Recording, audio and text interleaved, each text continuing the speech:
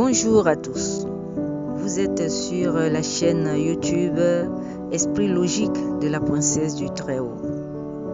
Précédemment, je vous ai entretenu sur les qualités que doit développer un leader. Et au vu de ces qualités, on se pose une question. Est-ce que ici en Afrique, il n'y a jamais eu des gens posséder ces qualités? Si, il y en a. Alors, pourquoi est-ce que ces gens-là n'émergent jamais pour qu'on puisse savoir qu'ils sont là aussi?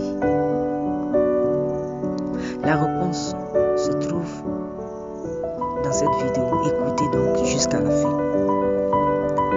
Lorsque nous sommes en face de ces phénomènes tels que le porte-à-porter, la vente volontaire des orteils au Zimbabwe, l'indignation monte jusqu'au début.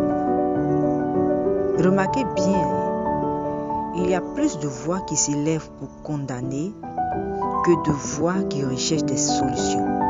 Et c'est cela l'Afrique.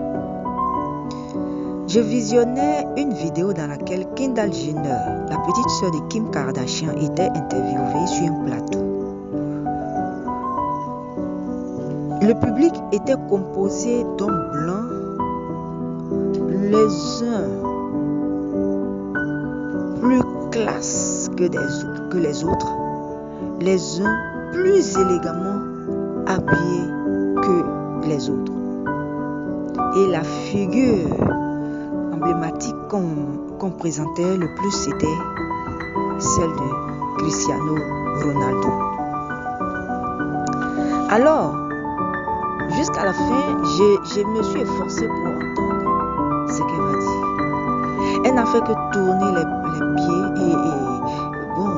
bouger les pieds, tourner les doigts en souriant, en regardant Cristiano Ronaldo, pour finalement ne rien dire à la fin. Et je vous assure, tout ce public composé d'hommes élégants, classe, l'ont applaudi avec chaleur, avec un sourire encourageant. J'étais ébahi ou sidéré, si on doit dire. J'ai compris quelque chose, oui, d'essentiel que les Africains devraient cultiver également. Ce que j'ai compris de façon intuitive, c'est que les Blancs sont déterminés à encourager les leurs jusqu'au bout. Mais ici en Afrique, ce qui est bon, c'est cela même qui va être utilisé pour vous insulter. Vous parlez bien, on se moquera de vous. Des envieux et des jaloux seront toujours là pour vous dénigrer, voire saboter votre travail. En Afrique, les excellents, les compétents, les gens efficaces sont combattus à tous les niveaux comme une peste. Si vous êtes bon et que vous n'avez pas la protection divine sur vous, soyez sûr que vous serez tué. Oui, vous serez tué. Justement, c'est parce qu'on les tue, qu'on ne les voit pas, qu'ils n'émergent pas. Et que les gens continuent toujours de dire qu'il n'y a pas de modèle en Afrique, il n'y en a pas. Les vrais modèles meurent, on les tue. Et du fait de leur serviabilité, les gens ont souvent tendance à vouloir les manipuler. Alors quand ils font face à leur intégrité, à la fermeté de leur caractère, ils finissent par les haïr. Et finalement, ces personnes se retrouvent ennemis numéro 1 de tout le monde. On leur reproche tout, sans rien leur reprocher clairement. Un autre fait, c'est qu'en général, ce sont des innovateurs et cela suscite la jalousie autour d'eux. De ce fait, ils se retrouvent traqués quelquefois comme des malfrats, même par les autorités politiques comme administratives et même aussi religieuses. Oui.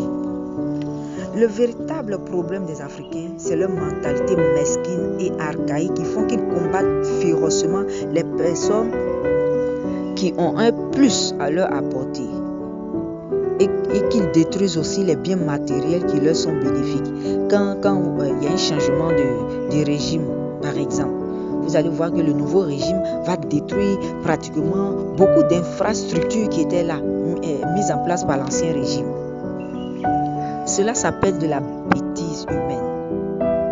En En Afrique, quand vous êtes bon dans votre domaine, vous vous faites plein d'ennemis. Vous êtes médiocre, vous devenez la risée de tout le monde.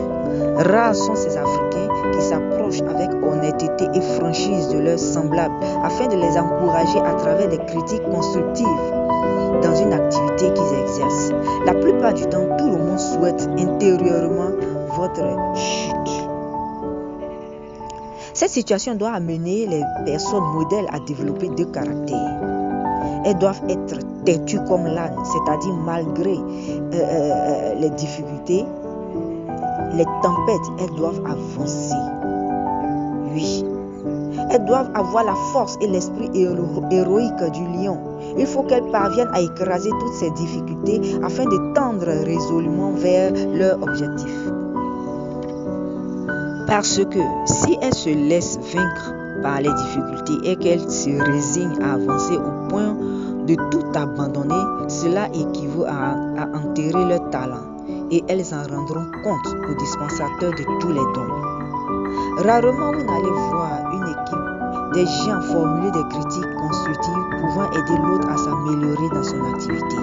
Toujours des insultes, des médisances, de la calomnie. Voilà le lot des hommes et femmes exceptionnels en Afrique. Et voici la raison principale pour laquelle jusque-là, il n'y a pas de modèle, d'exemple qui émerge en Afrique. Avant que la personne ne sorte au grand public, les difficultés qu'elle va traverser seront tellement meurtrières à son égard que quelquefois même, elle n'émerge pas, mais au contraire, elle étouffe.